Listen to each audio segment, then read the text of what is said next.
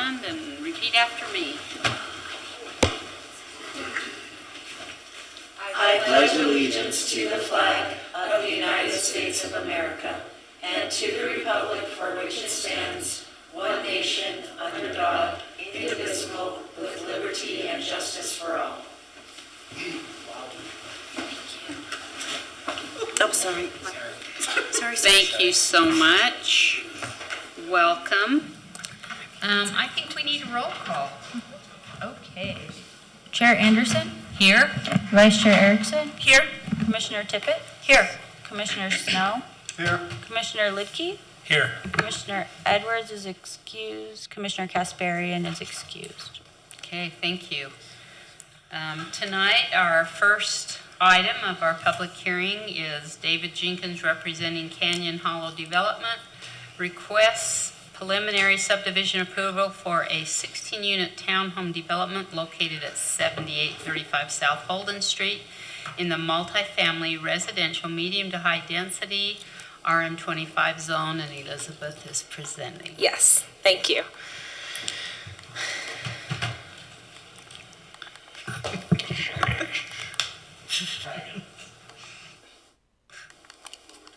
Okay. I don't know.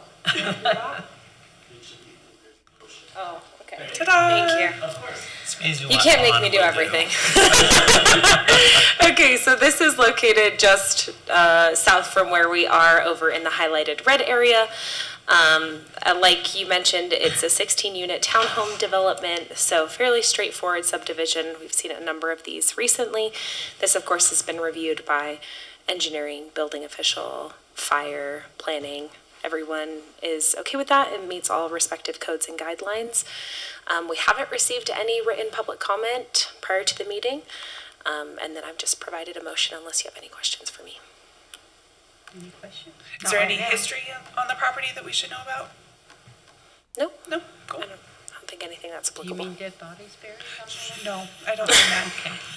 I was confused for a second. Okay, thank you. Thank you. Is our developer here? Come on up, talk to us. If you'd like to. It's We not a don't requirement. have to, but it'd be nice.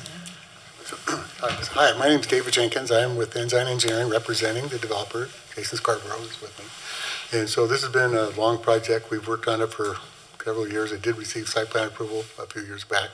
So this is just getting the plat approved so that they can start selling the units. And so we've been working with Elizabeth, with staff for some time now. But be happy to answer any questions you may have. I don't have any at this time. Yeah, not at this time. Okay? All Yeah, right. we're Thank good. you for your time. Thanks for being Appreciate here. it. Thank you. Yeah. Okay, we'll open that up to a public hearing. If you have any comments, questions, concerns, step forward and state your name for the record.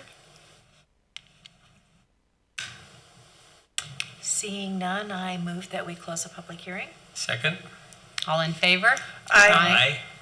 Thank you. Okay, This meets all the requirements, so I'm ready to make a motion. Unless there's any questions. do we have any for Discussion? our attorney? Oh, that's right. Daniel? So this is an administrative decision for the commission to be making. If it does meet all the requirements, you do have to approve it.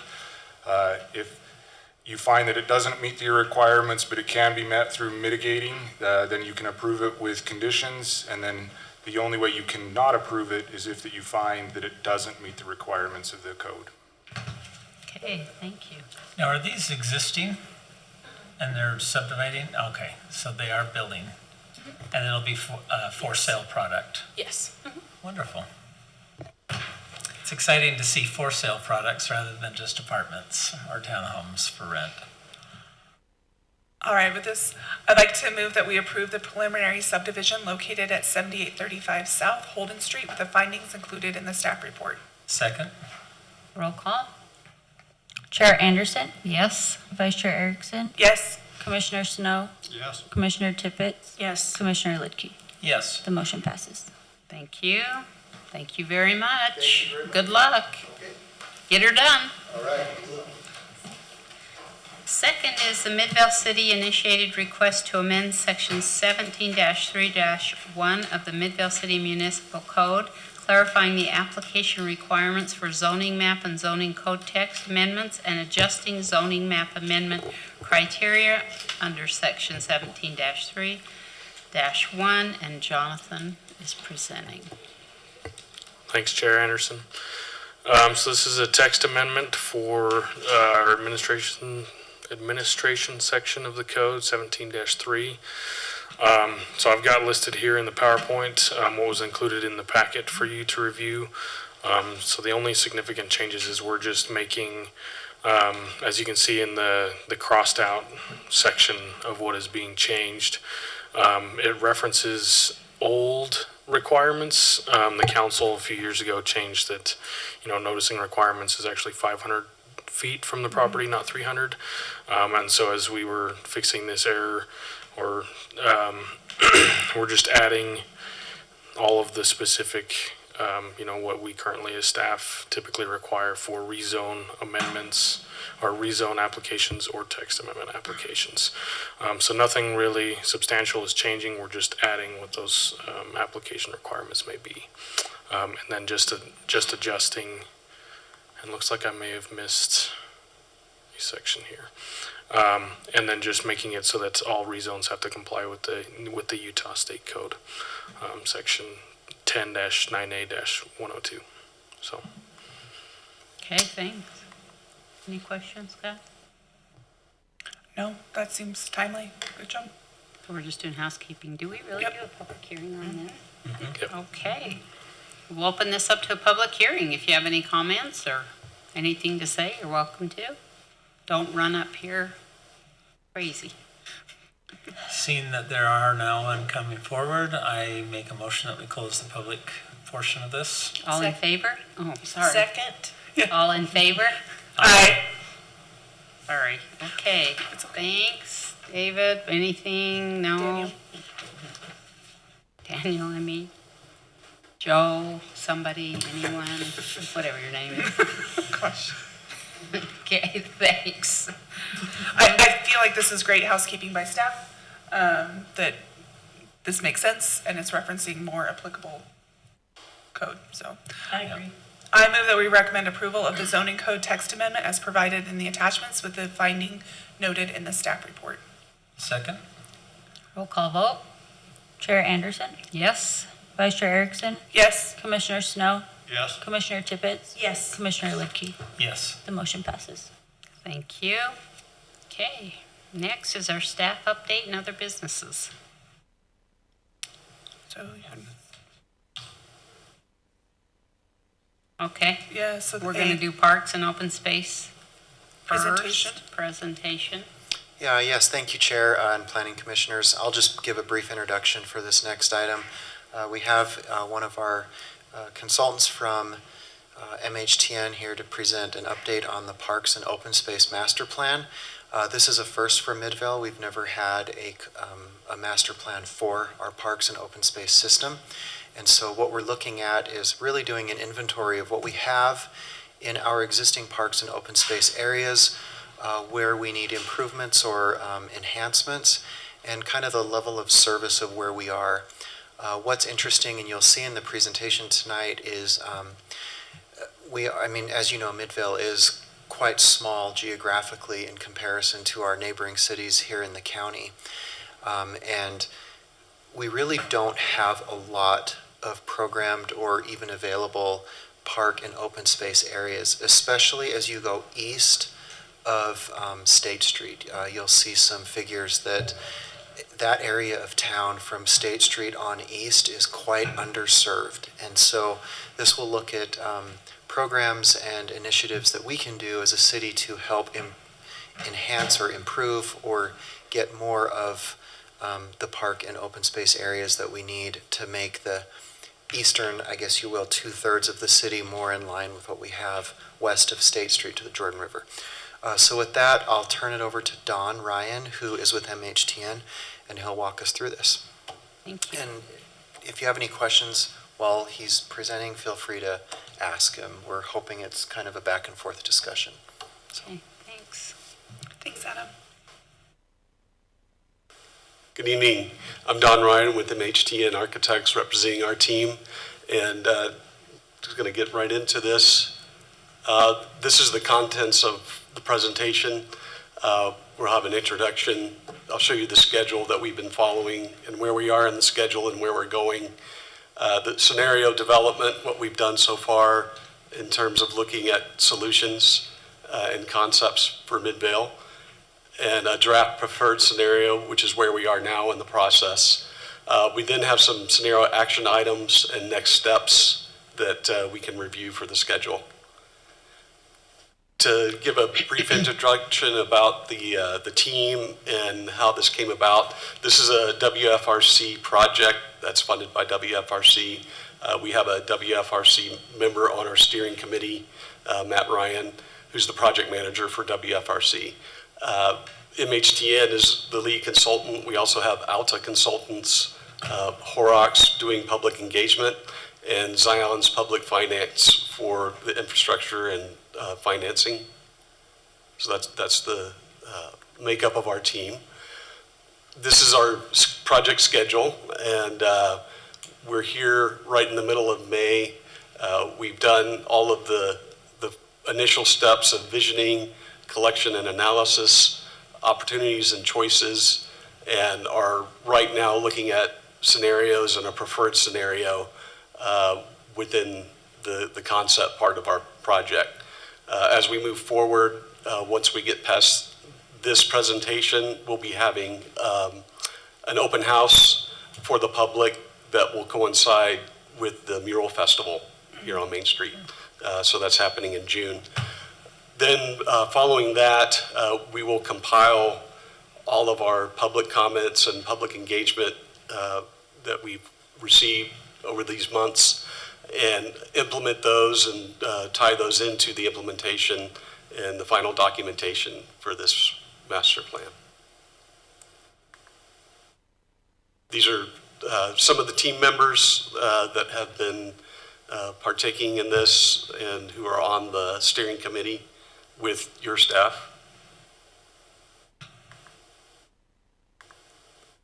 And I'm just put this in here. I know this is very difficult to read in this setting, but this was just to show some of the progress that we've made so far with the public engagement and some of the responses that we've received for the survey.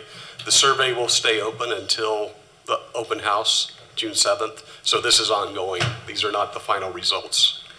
Do you know where this is posted for people to contribute? There's a website, and we'll have a QR code at the festival. Perfect. And we've been working with Laura to get the word out about the survey. Nice. Great. This is just a brief, I'm not going to go into all the details here, but basically we have a lot planned for the open house in the mural festival. So existing conditions, one of the steps that we took was to document the existing conditions of the Midvale parks and open space. One of the activities that we did is called the Rose, Thorn, and Bud activity, where we try to identify the successes that are currently in Midvale, the challenges that are being seen in Midvale, and the things that have potential. So we did that with the steering committee and took maps of Midvale to locate essentially the successes and the challenges and potentials, and we documented those. You can see the team in that photo. And then this is a summary of what we discovered. Some positive things, of course, the Jordan River Trail System, Midvale City Park, the Main Street, Center Street, and the planned Jordan River Park. That's the Jordan Bluffs Park. Some negative things or thorns were existing barriers such as rail lines and major streets, access to parks from homes through safe transit or pathways, underserved areas of Midvale, and then overdeveloped areas that don't provide opportunity for open space or additional parks. Canal trails, although those are a really good potential, there's been some barriers in terms of implementing them and getting them done and approved through those agencies. And then the Copperview Rec Center just has a question mark in terms of its age and condition and its future. Some things that have potential, Midvale as a hiking, biking trail hub, city gateways, pocket parks as a future potential, new trail opportunities, redevelopment opportunities, the SAPs or the station area plans around the transit stations, and continued collaboration with the county. And there's actually a lot of county things here now, the county rec center, the county library site, and the new county office location, which will be here in Midvale. So a lot going on with the county there, but all of those things do have some potential to influence the parks and open space here. This is a graphic that we found very informative. What this does is it locates all the existing parks within Midvale city limits and also shows the current gap areas, which are shown in orange.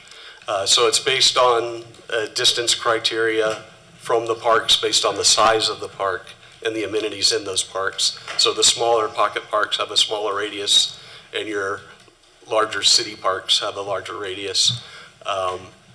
This, of course, will improve with the Jordan Bluffs Park, it being planned as a very large regional size park eventually. But what this shows, the areas in orange are the areas that are currently outside of the coverage area for these parks. So those are the gap areas, as we call them, in the park system. I do have a question. I know we're talking about Midvale specifically because we're at Midvale, but was there any investigation into the surrounding areas? I'm thinking Sandy Yes. and Midvale. Okay. Yeah, we did that analysis as well. But Okay. in terms of the analysis and what's being provided by Midvale for residents within the city limits, we find this valuable as well. Absolutely. Yeah. Absolutely. Yeah. I was just curious because they're right on our borders. So. Yeah, and I think I may have a graphic later. We can look at that really quick. So part of the existing conditions was to take a look at what Midvale does have. The wheel diagram is kind of a snapshot of what you have existing. What it shows is that Midvale is actually very strong in terms of passive and active parks and amenities, not as strong in event or flex areas, and probably the weakest currently in educational. This is actually pretty typical of just about any city, but what it does show is some strengths in the passive recreation and the active recreation in terms of the amenities that are here. And then we've listed all of the amenities and features that are currently in the park, all parks. So we have our project vision statement was developed early on in the project, but it states that Midvale's parks and open space system will meet the city's unique needs by providing all residents safe access and strengthen connectivity to a diverse network of high-quality parks, plazas, and linear open spaces, featuring a wide variety of amenities to enhance community identity, health, and quality of life. And then we also developed guiding principles that support that vision statement. They include connectivity and access, innovative and multi-purpose use of limited space, resilience and environmental stewardship, community-centered and inclusive planning process, and a clear path to implementation. Those are the 5 guiding principles we developed. And I won't go through all of this, but this eventually will be documented for you to review. We developed multiple goals to support each one of those guiding principles.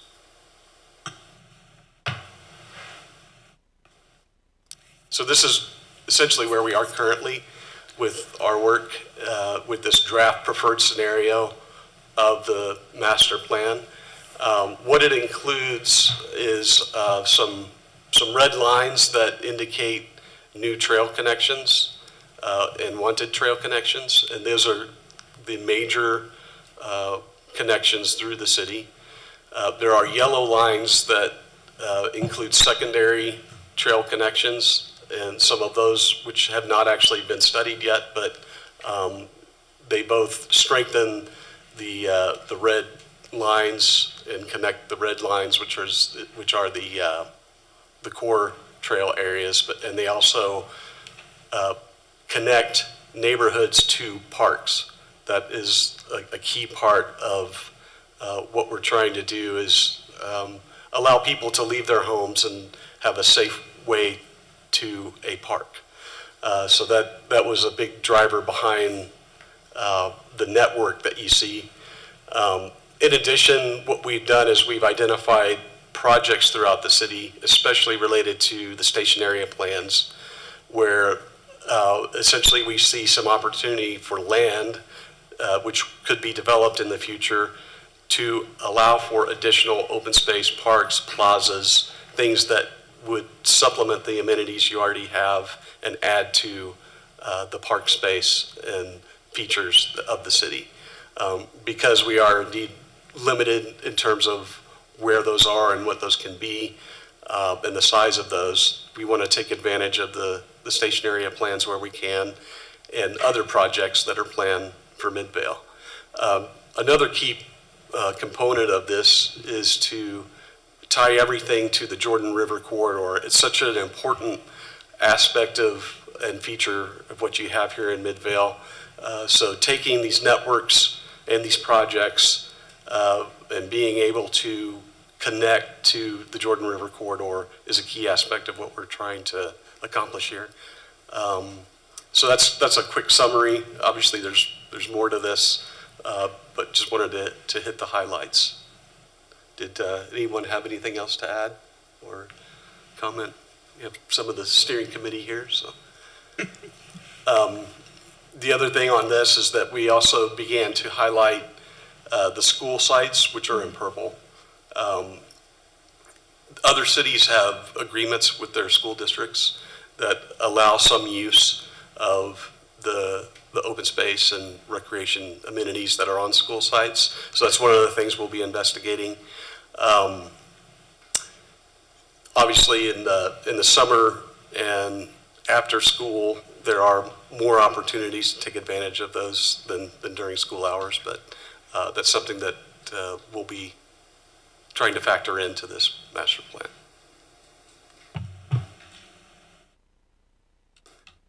This just takes what I explained and shows a little bit, just separates them out.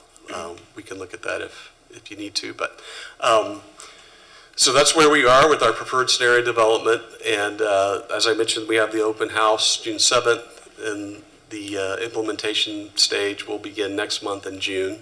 And then I wanted to, I'll advance to the park graphic that I mentioned. We did some mapping updates, and this is that one. Okay. So what this does is it takes into account the parks outside of Midvale as well. And of course it does help with that. It gives more context. Yeah. But I think it supports the graphic originally though, with there are a few on the border, but not. There's another, yeah. Mm-hmm. Right.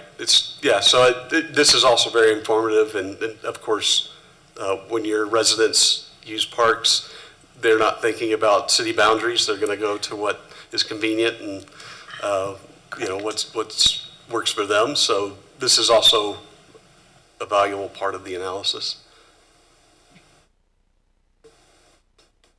So any other questions or comments or? I wonder if you could elaborate on some of the projects along State Street. I saw in blue on that graph. There. Yeah, that was the State Street corridor study. Okay. Highlighted some potential parcels for development. Gotcha. What we did is we really concentrated on the one at the very south there that's called 8600 South. Mm-hmm. That one is particularly interesting because it's on the edge of the city and it covers potential gap areas down there. So we think it has a lot of potential. Whatever gets developed there, it's not going to, we don't think that would be like all park space, but hopefully maybe some park area, plaza area or something, some kind of amenity to support the system. Another key component of this is the station area plan at Center Street there. So the center station, SAP. That's another opportunity to introduce some open space and park space on that site. So those two are I think the low-hanging fruit compared to some of the other sites on State Street. Thank you. I like how you've tried to focus on connectivity to the Jordan River trails, because then that makes it, you can travel along Jordan River, but then you can come into our city, and making that possible or more comfortable. Just as we can travel into Murray City and then access their stuff too, but connectivity is always a good thing. Very good. Great. Anything else? Thank you very much. Okay, thank you very Great much. work. Thank you for presenting. Pendleton, what do you have for us? Yay!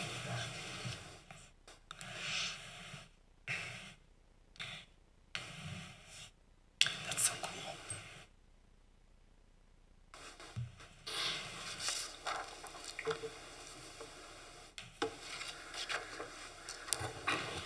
I passed these sheets out, therefore, sort of for your information. That's the state law on variances. And I won't go through that tonight with you, but I thought you may want to have that on occasion. People will, throw that word variance into the discussion as if it's some type of a very easy, quick exception to something, but it's not. And, the book discussed this. What you really, I think, all you need to know is what's in the state law.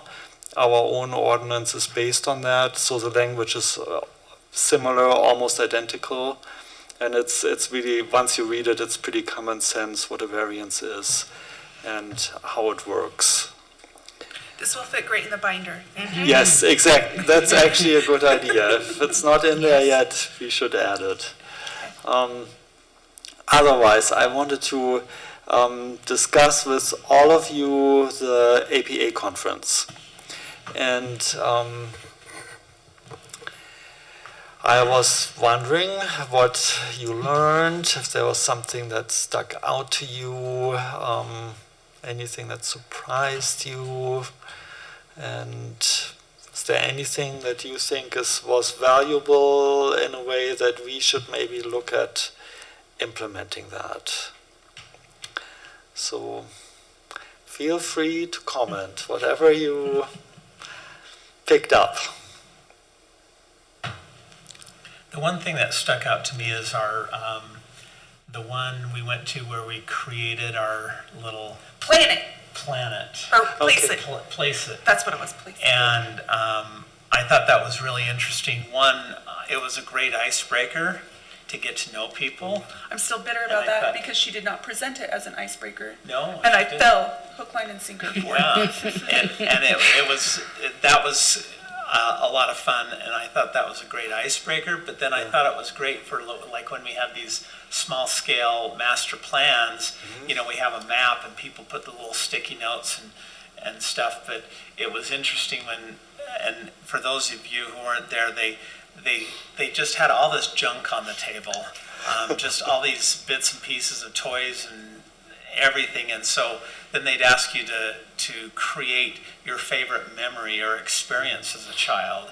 And so it was quite interesting because, you'd take all these scraps and build it, and then you'd explain what it is. And it was a tree house, or it was a hill that they used to play on, and things like that. And so you kind of got into what was important to them, and in a very creative way that I thought was very interesting for that could be utilized in those open houses to try and get the community a little bit more out of the community of what's really important to them. And that was a very non-threatening way, and it was also good to kind of get to know your group at the table and to kind of find out what was important to people. And I thought that was really, could be a useful tool when it comes to those smaller master plans and stuff. Yeah, I thought that same exercise would be great for kind of a gateway to District 1 or the east side of Midvale. Well, there's not really an entrance where you go, I'm in Midvale now, where some of the other spots have that. I thought it'd be a great citizen exercise for people to say what they would want to see in those situations. And maybe not like visually building Bear Lake Monsters or whatever. I built the Bear Lake Monster. But putting kind of their own memories of that area and then kind of a collection as kind of a starting point, if that ever came to fruition for the city, kind of a citizen input. Yeah, it gets you to think outside the box instead of, well, what would you like here? Language is hard, but doodads convey things. It got people creative, I thought that was actually quite interesting how it actually achieved that, because you could tell at the table at first everyone was sort of a little bit, we just all arrived here, and do I really want to know what your name is and what you liked as a child, but it really did work. We were so excited we ignored the instructions, I think. And it was fun to get to know people. I mean, you really got to know people, and then you kind of cared about them and stuff, and it would really be, it just had a lot of useful purposes that we saw for. Let's keep that one in mind. We could even use it amongst ourselves here in a work session if we. So keep all your junk, and we may be collecting it. Not too late. What Shane all calls your swag. Yeah. We may use it. I mean, it looked to me like someone had gone shopping at Hobby Lobby, Searchers, and then added things that they found randomly on Amazon. Pipe cleaners everywhere. So. Building monsters. It was great. It worked in both my scenarios, I will just say.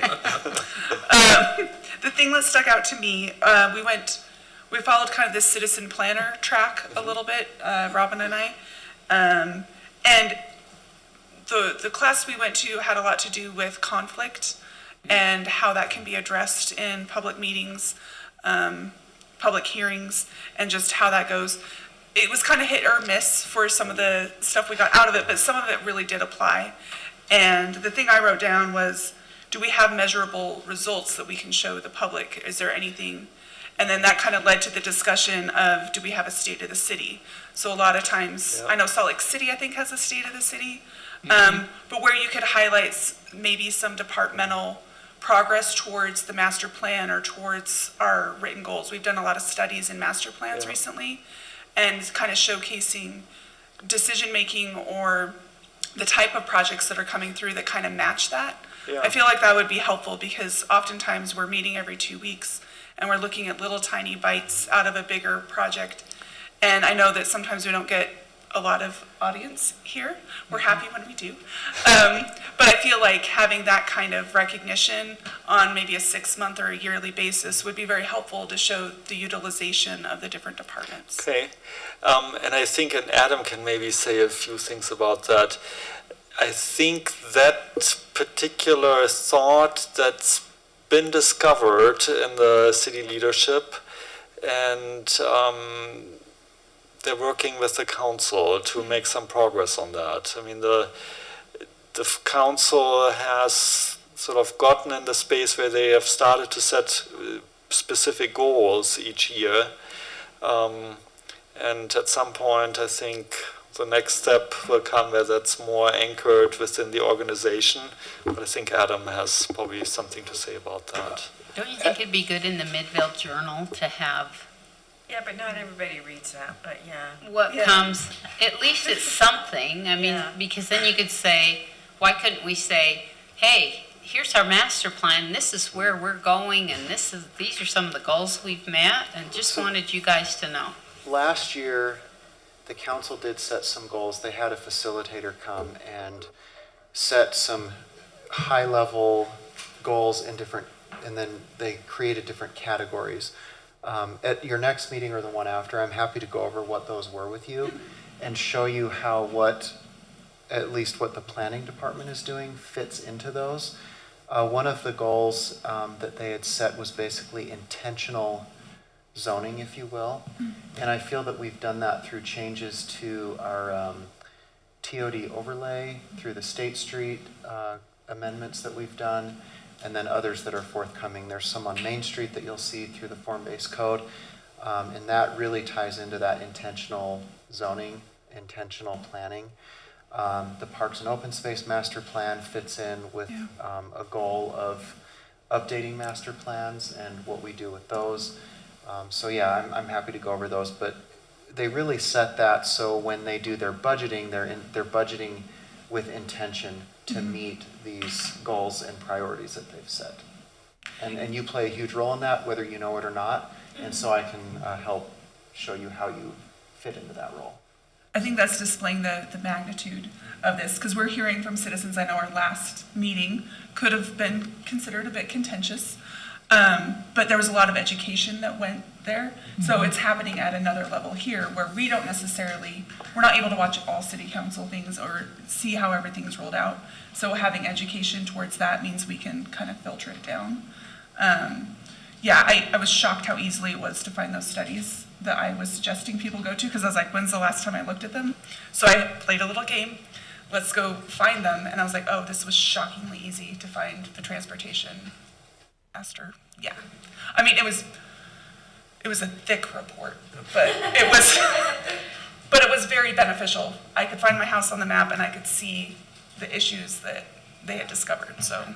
And you, I'm sure, I know the three of you were at the conference, and one of the things that always sticks out to me, but a little more in this one, was just I guess you could say, urgency of the housing need that the state is facing, and how we can help bridge that gap or fill that gap, if you will.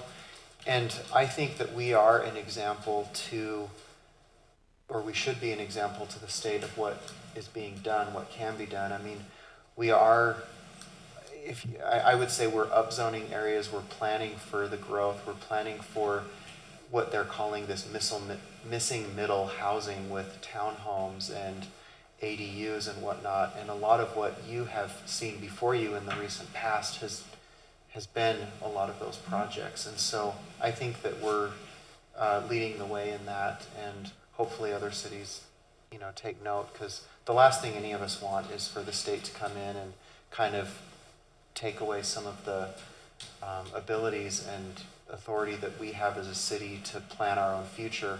But I feel like we are planning for that growth, and we're addressing it. So yeah. I agree. I think Midvale's being proactive in helping solve problems rather than being resistant to any change. And that's one constant, is change. And so if you're not going to embrace change, then the state will make sure that you can embrace it. Yeah. I do appreciate, though, that we don't just blanket say yes. Yeah. We do push back, I feel, and we've seen that. And we've had developers work a little bit extra to take in our comments, but also residents' comments. I'm really appreciative of that, by kind of changing the culture about how developers approach citizens and how to get those problems solved. Yeah, it seems like a lot of the developers have been coming back with a better product that may not be as profitable for them, but yet more tolerable for the community. There's and more support. Yeah, Yeah. and I think that's been very wise. And I think one can also see that in the past there have been quite a few decisions that have been made in Midvale from which the city now benefits. If you look at our setup with several redevelopment areas, and that all of that is really insourced, that we have a department within the city that manages these, that makes us a lot more nimble in these types of things than other cities. I mean, if you look at other cities our size, they normally don't even have their own RDA with their own employees. And it's made a big difference on Main Street, and on that discussion with missing middle housing. You take the building across the street. You have retail on the main floor and housing on the upper floors. If that were a project that were created without the RDA being involved, then each apartment in there would probably run maybe $2,000, but these ones don't, because they are targeted at 80% of area median income and some less than that, and that's really only possible because Midvale has proactively and consciously chosen to put a lot of resources into that area. Yeah. So. Great. Anything else that stuck out to you? Like Candace said, we went to that conflict class, and I thought the most interesting thing to take away for me was that conflict really isn't a negative word per se, and the reason that we have it is because of the passion people feel for things, and it's all about their feelings. It isn't about, even all those people that were here, and we had a lot of discussion, kind of negative things. They're nervous about what's coming on. They feel strongly about. They have these kind of needs. They're feeling like aren't being met, or they're not being listened to, or whatever. And so, I thought it was interesting that it was more listening than always being on the defense all the time. And I always feel like I'm a little bit more. I want to be on the defense all the time. We're doing the best we can, kind of thing. But I thought, they feel passionately about this, and these are their concerns. Yeah. It's not, we don't just brush it by, and I thought it was handled really quite well. I was really impressed with what Mill Creek is doing with their ice skating rink, their roller skate, and I'm thinking, where is that in Midvale? I mean, I got nothing up where I live. Just wait for it to Other get than shopping. cold. Shopping. It'll turn to ice eventually. Yeah, but I think that was kind of fun to see what other people are doing, other cities. Yeah. And then we had the one where we did the round table, where we had lunch, and it was fun to hear what other people are doing. And I did praise our people and said, what really helps us is they meet with us the day before, tell us this is what's coming up, this is what to expect, and so forth. And some do and some don't meet with their city planners. So it was good. I enjoyed it. It was kind of fun to be there. Thank you. I went to one of the classes that had that conflict resolution component in it. And one thing that I really appreciated in that presentation was that I think she called that method the 7 whys or something like that, that you try to dig deeper and deeper and see what people's real interest is, instead of what we oftentimes see in the public hearings is people will say, I don't want density, or I hate new apartments. But we don't really know why that's the case, or what are people afraid of, and how do we really address that. And I think that also helps us as staff to know a little more, how to connect with people better and really find out what's the underlying concern here. Right, what's driving this fear? Yeah. Yeah.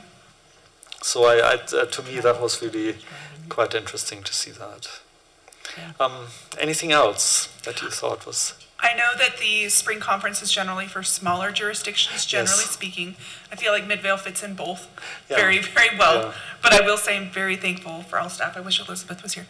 But I'm very thankful for all the staff because you guys do an amazing job, and it's never more apparent than when you talk to other citizen planners and they do not have the resources that we do. So I really do want to say thank you, and I appreciate you. Oh, thank you. Mm-hmm. All right, if there's anything else that, comes to mind, we can, talk about this more in future planning commission meetings. Yeah. So, okay. Then I had just a very short component to finish up the 2 chapters in the book that we had been struggling with. You said it, not me. So, and I wanted to just focus on conditional use permits, since that's something that you are really involved in, and I think you know a lot about these, but there's some nuances that maybe it would be valuable to talk about. First, just from common sense, what's the difference between a conditional use permit and what many people call a permitted use? Any ideas? There are no wrong answers. Where's Commissioner Edwards? Yeah, that's right. Where is he? You'd be looking that up. Where is he when you need him? Look at me. Don't look at me. I should probably know this, but I don't. It's maybe a little bit of a trick question. Because, a conditional use permit, there's a set of standards that allow it to be permitted. So that's kind of where the convoluted question comes from. There are conditions for it, is what you're saying. Yeah, you can, if you choose to do so, you can impose conditions. Mm-hmm. But generally speaking, you could also call it a permitted use and have, sort of a rigorous set of standards that may work too. And we've done a little bit of that, where we've pulled things out of the conditional use realm. Added in, yeah. So, and we actually have something sort of waiting in the wings that's working itself through the system about vehicle-related uses that will that come. Would impact us. Yeah, that will, come to you eventually. Can conditional uses be denied? Yes. Yeah. Okay, that is one viable answer. And No. no, it's maybe this is also Conditions. Then they can't be denied. That's it. yeah. Shane, say that again. Well, if it meets all the conditions, and it meets the checklist, it's going to be hard to deny it. Yeah, Or and you're going It to would have have to be someone really coming something back really- and fighting the city for it, and Yeah. more than likely winning. yeah, and Similar to so a rezone. it's interesting. In the state law, it actually delves into the detail quite a bit and gives us all instructions on this. And it's here, 109A 507, and the important aspects here I pulled out a little bit, for example here. So the state law basically assumes that a conditional use is permitted in a way. So the presumption is that it's something that, as a use itself, the city is okay with. Otherwise, it really shouldn't be there. However, you can impose conditions to mitigate what the law calls detrimental effects. And the standards for that need to be in the ordinance. So you can't just say, common sense would say, in order to mitigate that the neighbor feels less privacy, we should, have you build an extra tall fence or something. It needs to be something that's actually in the ordinance. And the other part that sticks out here is the term mitigate. And I did look that up because for myself, I wanted to know for sure, why is this so important that the state law actually words it that way? And it really means to make these impacts less severe. It doesn't say to make them go away. Sure. So, and the state law actually Doesn't say eliminate, it says mitigate. Yeah, and not only does it say that, then it says in the next verse here, it does not require elimination of the detrimental effect. So that's maybe something for us to keep in mind when neighbors, let's say, are offended about something and push back, that as a city we can really only go so far. We can't really, unless the applicant agrees, we can't really force something to totally eliminate the effects on neighboring uses, let's say. So my biggest concern with the way it's written is in one sentence it uses the word reasonable or a variation of that twice in one sentence. Yeah. And again in this subsection, because I think that's why it gives the ambiguity of yes, no, because you're giving it to reason, which is hard to define, much less so than mitigate. Yeah, and that's why conditional uses, there was actually a session at the conference about conditional uses. I don't know if any of us went to it. It was on the citizen planner track. Oh, was it? I didn't go to that one, I went on the tour. Normally that session appears at least every second conference, I would say. And normally the recommendation is to get rid of conditional uses for that reason, because it takes us sort of into a somewhat kind of a gray area. into a gray area. It's so Those objectives, you're right in the weeds. Yeah, I guess that's my biggest issue, and I think that's why Commissioner Snow was like, no, because it's reasonable, and that's not. Depends on who you're talking about. Exactly. Yeah. So it's just It does. it's just something for us to keep in mind, so that we don't go too far. Or not far enough. Sure. Yeah. Pardon me? Or not far enough. Or not far enough, and that's the problem, is you never quite know where the point is until Daniel. Yeah, reasonable. I saw that. Of course, you do know at some point when Daniel jumps up and says, "We can't do that," I thought his name was Joe. David. Okay. And the last part that was illustrated in the book with a sort of a case study is that the conditions that we set, the record needs to show why they are imposed, how they tie to the ordinance and the development, and we do that with findings. It was interesting, the book in that example case, I guess the situation turned out where the judge said, well, the conditions you imposed, they were reasonable in a way, but you didn't put that in the record. Why? Therefore, that case went to the applicant. So that's how important it is to tie this all down into the record. So, and what we've already said, if things cannot be what the law says be substantially mitigated, then a conditional use can be denied. Again, reasonable. Yeah. I need a thesaurus. Yeah. Okay. So It's that's not black and white. no. Thanks. Thank you, Gwendolyn. Yeah, you're welcome.